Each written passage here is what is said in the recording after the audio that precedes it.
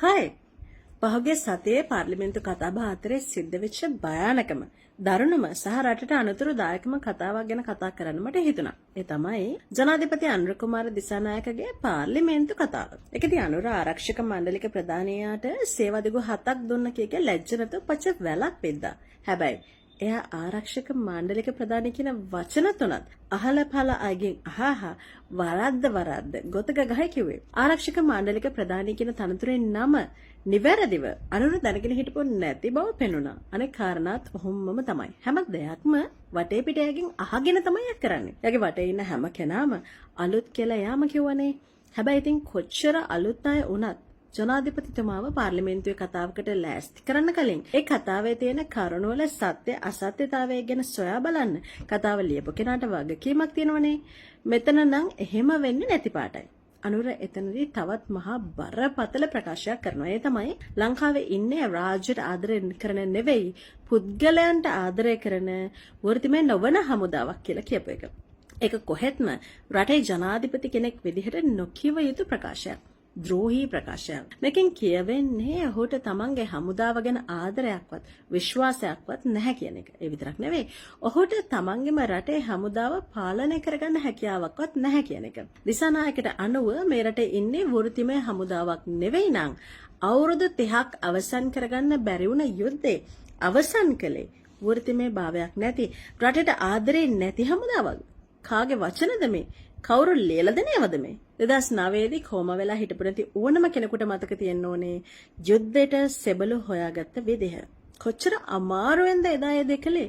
ආපහු දකින්න ලැබෙන්නේ නැහැ කියලා දන දෙමව්පියන්ට රට වෙනුවෙන් තමන්ගේ දරුවෝ යුද්ධයට යවන්න අවශ්‍ය මානසික පසුබිම හදන්න ආණ්ඩුවට මොන තරම් වෑයමක් දරන්න සිද්ධ වුණාද? යුද බිමේ හිටපු සෙබළුන්ගේ මානසික මට්ටම් සමබරව තියාගන්න ඒගොල්ලන්ගේ රෙදි වේලීමේ පහසුකම ඉඳලා අනිකුත් සියලුම මූලික පහසුකම් අතපසු නොකර සපයලා දෙන මොන තරම් මහන්සියක් එදා තිබුණ ආණ්ඩුවට දරන්න සිද්ධ වුණාද? එකපාර බුරුතු පිටින් මැරුණ සොල්දාදුව ගම්බිම් වලට ගෙනියනකොට ජාතිවාදී වර්ගවාදී ඇවිලෙන්නේ නැති වෙන්න සිවිල් ජනතාව කළමනාකරණය කරන්න එදා මොන තරම් වෑයමක් දරන්න සිද්ධ වුණාද? ජාත්‍යන්තරින් විතරක් නෙවෙයි ඇතුළාන්තයෙන් ওই වගේ ආපු තර්ජන සහ අභියෝගත් පාලනය කරගන්න එදා අසමත් වුණා නම් මේ වෙනකොට කොටි බල ප්‍රදේශ කුරුණෑගලත් පන්නලා. මට මතකයි ජවිපේ ඉහළ තනතුරක් දරන කෙනෙක් එක වීඩියෝ එකක කියනවා මහෙන්දර යුද්ධයට යන්න කිව්වෙත් අපි කියලා. එහෙමත් කියලා යුද්ධ දිනන්න ඔන්න වෙන්න තියදී මංගල සමරවීරයෙක් එක්කහුව වෙලා එදා අයවැය පරාද කරලා ආණ්ඩුව වටලා යුද්ධෙන් නවත්තන්න ගියේ ජනතා විමුක්ති පෙරමුණම තමයි. එදා ඒ සැලැස්ම සාර්ථක වුණා නම් ඒ තිබ්බ තත්ත්වයේ හැටියට බොහෝ දුරට මේ රට ඉන්ඩිරෙක්ට්ලි පාලනය කරන්නේ වේලුපිල්ලි ප්‍රභාකරන්. උතුර නැගෙනහිර සහ දකුණු පළාතේ මායම කුරුණෑගල ඇතුළු බස්නාහිරට මායම වෙච්ච වයඹ බෝඩරෙත් එක්කම පාලනය කරන්නේ වේලුපිල්ලි ප්‍රභාකරන්. එහෙනම් අපිට අනුරාධපුර රුවන්වැලි සය වඳින්න යන එකත් සීගිරියේ බලන්න යන එකත් ජීවිතේ පරදුවට තියලා තමයි කරන්න වෙන්නේ. දා ජවිපේ කරන්න ගියේ එහෙම අපරාධයක්. අද යුරෝපා සංගම් එක වෙලා සෙලෙන්ස්කිට දෙන ආධාර දැක්කම හිතා ගන්න පුළුවන්නේ එදා බටහිරෙන් කොටින්ට සපෝට් කරපු යුද්ධ නවත්වනවට විරුද්ධ වෙච්ච අයට කොහොම සල්ලියක් පොම්ප කරන්නේ නැද්ද කියලා. පස්සේ දේශපාලන භාවිතාව අවුල් ගියත් එදා විමල් ඇතුළු 10 දෙනෙක් ආණ්ඩුවට සහාය පළ නොකරන්න එදා වෙන්නේ තොන්න ඕකම තමයි. දැන් කට්ටියට මේවා මතක නෑ වගේ රංගපානවා. හැබැයි මිත්‍රවරුනි මේවා අපිට හොඳට මතකයි. රටේ ජාතික ආරක්ෂාව ගැන බංකෝඩේ ඉඳලා කයිවාරු ගන්න.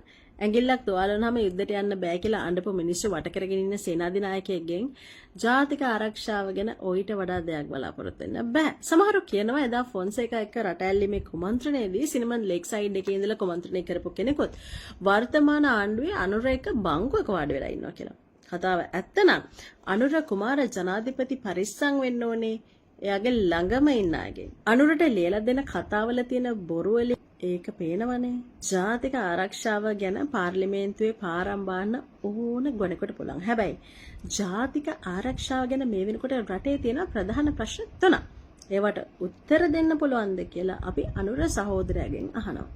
පළවෙනි එක තමයි හමුදා බටපිරිස් අඩු කරන්නේ මොන පදනමකින්ද කියන එක. මොකද අද හමුදාව ලක්ෂයට බස්සනවා කියන, එයා ෆෝස් එක 18 බස්සනවා කියන, නේවි එක 20 30 බස්සනවා කියලා කියන මේ ද්‍රෝහියෝ එක්කෙනෙක්වත් ජෙනීවා වලදී එදා ශ්‍රී ලංකාවට රටේ හමුදාවට පහර එල්ල වෙනකොට එක වචනයක් කිව්වේ නැහැ. මීට කලිනුත් විවිධ පාර්ශ්ව විසින් හමුදාව අඩු කරන්න කියලා එක එක විදිහේ බලපෑම් කරා.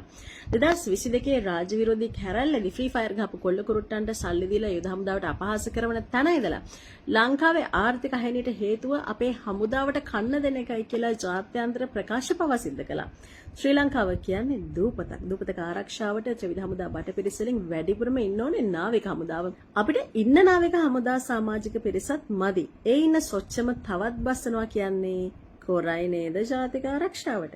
දෙවෙනි ප්‍රශ්නේ තමයි රටේ සේනාධිනායකයා විදිහට ඊළඟ අවුරුදු 5 හෝ 10 ඇතුළත ශ්‍රී ලංකාවට එල්ලවිය හැකි ජාතික ආරක්ෂාව සම්බන්ධ තර්ජන ගැන සමාලෝචනයක් කරලා තියෙනවද කියන එක.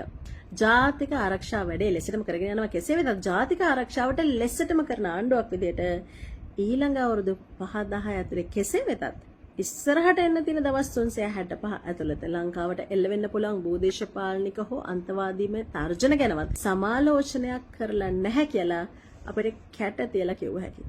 ලංකාව තාමත් ගෝලීය අන්තවාදී තර්ජන වලින් මිදිලා නැහැ. ඒ වගේමයි රුසියා යුක්‍රේන යුද්ධය තාමත් අවසන් නැහැ. රුසියාව සහ ඇමරිකාව යුද්ධය අවසන් කරන්න උත්සාහ කළත් බ්‍රිතාන්‍ය ඇතුළු අනෙකුත් නේටෝ රටවල් ඒ යුද්ධය ඉවර කරනවට කැමති නැහැ. ඒ නිසා උන් යුක්‍රේනයට නැවත ආයුධ දෙන්න පොරොන්දු වෙලා තියෙනවා. ඒ වගේ ලොකුම ලොකු රටවල් රණ්ඩු වෙනකොට ඒකේ වැඩිම බලපෑම එන්නේ අපි වගේ පුංචි රටවල් වලට. එකෙන් ලංකාවට ආර්ථිකමය වශයෙන් සහ සමාජීය වශයෙන් වෙන හානිය අවම කරන්න මොකද්ද අරගෙන තියෙන පියවර? සෝෂල් මීඩියා කාර්යෝ ටිකක් හයර් කරලා ෆේක් ප්‍රොෆයිල් ටිකක් හදලා මේ ප්‍රශ්න ගැන කතා කරන අයට කුණුහරුප කියන එකද? ඒකද මේ ආණ්ඩුවේ ජාතික ආරක්ෂාව ගැන ප්‍රතිපත්තිය. තුන්වෙනි ප්‍රශ්නේ තමයි හමුදාව අඩු කරලා ඒ වෙනුවට තාක්ෂණය යොදා ගන්නවා කියලා ජනාධිපති කියනවා. නව තාක්ෂණය ගැන තියෙන සැලසුම් මොනවද? යොදා ගන්න හදන තාක්ෂණය මොකද්ද? මොන සම්බන්ධවද මේ තාක්ෂණය යොදා ගන්න හදන්නේ?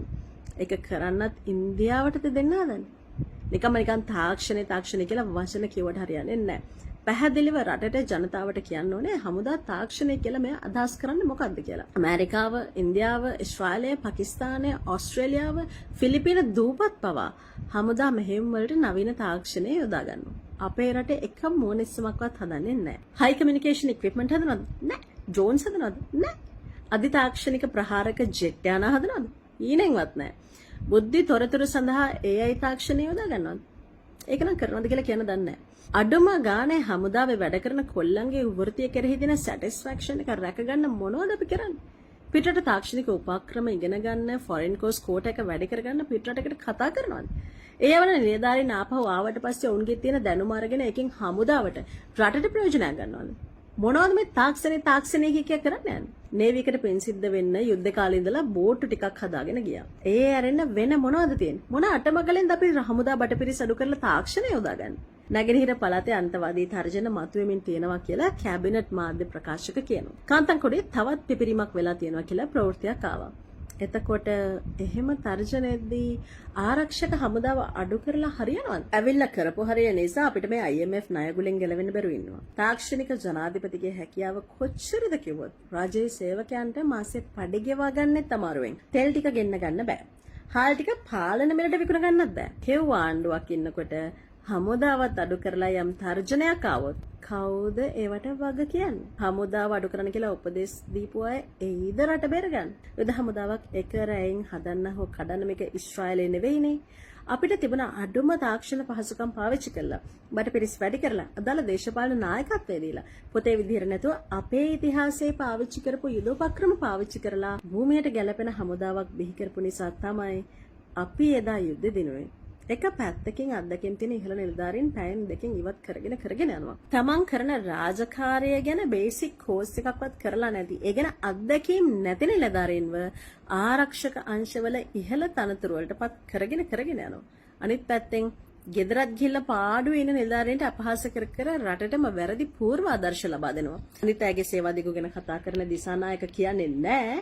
එයත් අවුරුදු ගානකට කලින් විශ්‍රාම ගිහින් ගෙදර හිටපු මිනිස්සුන්ව ගෙනල්ලා සමහර බුද්ධ්‍යංශවල ලොක්කෝ කරලා තියාගත්ත හැටි ගැන. හමුදා ඇකඩමි වල ලොක්කෝ කරලා තියාගෙන ඉන්න හැටි ගැන. අනුන්ගේ කිල්ලෝට වල හුණු හොයනවා නම් තමන්ගේ කිල්ලෝටේ මුලින් සුද්ධ කරගෙන ඉන්න කියලා තමයි ආරක්ෂක අංශවලට අපහාස කරන දිසානායකට අපි කියන්නේ. අනෙක් අතට යහපාලනේ වගේම මේගොල්ලෝ ජාතික ආරක්ෂාව අරගෙන තියෙන්නේ පුදුම සැහැල්ලුවකින්. ආරයට සේවාදිගු 7ක් දුන්නා, මෙයාට සේවාදිගු 2ක් දුන්නා, අහවලාට සේවාදිගු 1ක් දුන්නා කියලා කියවන දේශානායකට ජූලි චං එක්ක හිටපු කතානායක මහින්ද යාපා හම්බ වෙලා ආණ්ඩු පෙරළන සාකච්ඡා කරනකොට ශවේන්ද්‍ර හොඳයි. වැඩක් ගන්න බැරි දෙයකට මිනිහා ගියන් පස්සේ ශවේන්ද්‍ර නරකයි. 2019 අගෝස්තු 18 යුද හමුදාපති නොහොත් ආමික මාණ්ඩ විදිහට ශවේන්ද්‍ර සිල්වා පත් කරන්නේ සිරිසෙන්. සිරිසෙනගේ ආණ්ඩුව ගේන්න දරදී අද්දෙත් ඒ කාලේ කවුද? අනුර ප්‍රමුඛ ජනතා විමුක්ති පෙරමුණ. හමුදාපති විදිහට මට මතක විදිහට ශවේන්ද්‍ර සිල්වාට එක්ස්ටෙන්ෂන්ස් දෙකක් ලැබෙනවා. ශවේන්ද්‍ර සිල්වා CDS වෙන 2022. ඊට කලින් ආමි කමාන්ඩ් එක කරන ගමන් ඇක්ටිං CDS විදිහට වැඩ කරා. නමුත් CDS වෙන්නේ 2022 ජූනි මාසේ. CDS නොහොත් ආරක්ෂක මාණ්ඩලික ප්‍රධානී තනතුරේ ජෙනරල් ශවේන්ද්‍ර සිල්වා ඉන්නකොට ඔහු දුරකාල 3ක් කටයුතු කරා. ඒකෙන් ඔහුගේ පළමු දුරකාලය ආරම්භ වෙන්නේ 2022 ජූනි පළමු වෙනිදා. 2023 ජූනි පළමු වෙනිදා ඒක ඉවරනට පස්සේ එක්ස්ටෙන්ෂන් දෙකක් ලැබෙනවා. 2024 ජූනි පළවෙනිදා දක්වා එකකොත් 2024 ජූනි පළවෙනිදා සිට එක එක්ස්ටෙන්ෂන් එකකොත් ලැබෙනවා. මේ CDS එක්ස්ටෙන්ෂන් 7ක් ලැබුණා කියලා ජනාධිපති පුටුවේ ඉද්දගෙන අනුර කියන කතාව මහා අමූලික බොරුවක්. අනේක විශ්‍රාම ගියපුවා නැවත සේවයට කැඳවා ගැනීම ඔච්චර නරක දෙයක් නං රවීලා ශානෙලා නැවත ගෙනල්ලා පත් කරේ කොහොමද එතකොට? ඒවා යාළුකම් නෙවෙයිද?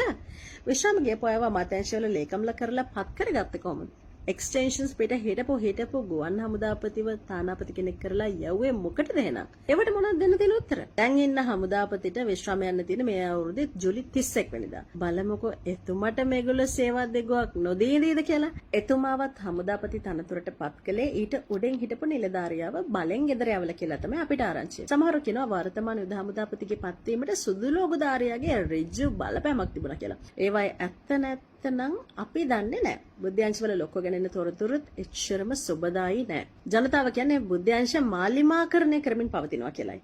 තවත් සමහරු කියනවා හමුදාව ඇතුලේ පක්ෂයට කීකරු පැරාමිලිටරියක් හදන්න යනවා කියලා. ඒක එහෙමනම් ඒක මහා බරපතල කාරණාවක්.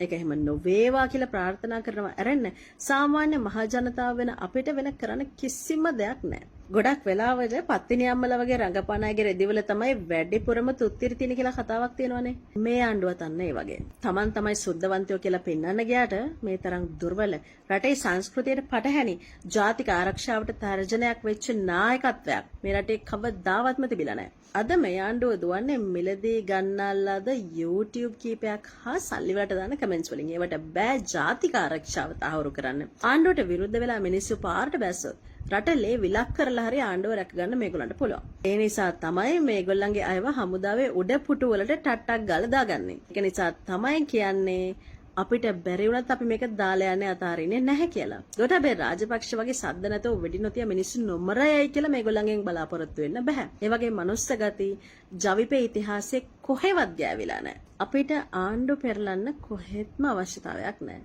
අපි හැමදාම හිටගත්තේ රට වෙනුවෙන්. තව අවුරුදු 4මාරක් බලයේ ඉන්න નિયમિત මේ ආණ්ඩුව 2029 ගෙදර ගිහින් වෙන ආණ්ඩුවක් ආවත් මේ රට ඉතුරු වෙන්න ඕනේ. අපි මේ කියන දේවල් කරන්න පුළුවනොත් මේ ආණ්ඩුවට විතරයි. මොකද මේ ආණ්ඩුවේ ඉන්න අය විපක්ෂයට ගියොත් කවදාවත් රටේ දියුණුවට කරන කිසිම වැඩක් එන කිසිම ආණ්ඩුවකට කරන්න මේගොල්ලෝ ඉඩ දෙන්නේ නැහැ.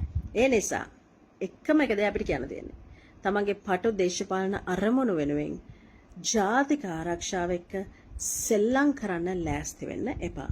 තේරුණාද?